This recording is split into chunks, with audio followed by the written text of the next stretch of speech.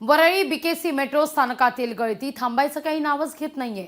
नुकताच कफ परेड ते आरे या भुयारी मार्ग मेट्रो 3 मार्गिकेवरील आचार्य अत्रे मेट्रो स्थानकात पावसाचं पाणी शिरून नुकसान झाल्याचा प्रकार ताजा असतानाच आता बीकेसी आणि वरळी मेट्रो स्थानकात जागोजागी गळती सुरू आहे।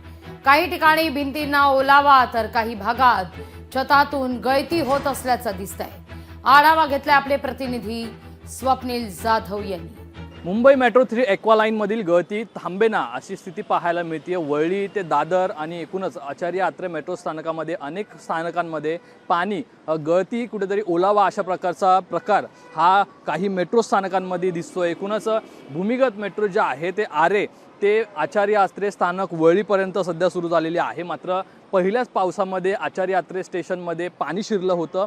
यानंतर दादर असेल किंवा बँड्रा असेल तसेच वरळी असेल या स्थानकांमध्ये गळतीचा प्रकार समोर आला होता। या ठिकाणी आता चित्रीकरण करण्यासुद्धा मनाई करण्यात आलेली आहे। त्यामुळे एकूणच प्रश्न जो आहे तो उपस्थित केला जातोय मेट्रोच्या कामांवरती।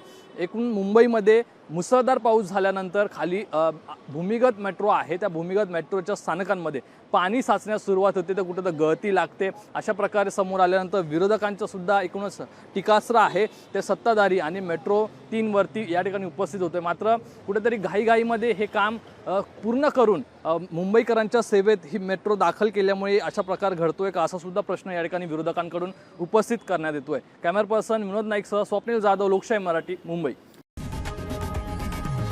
लोकशाही मराठी ऐका, पहा, जागरूक रहा।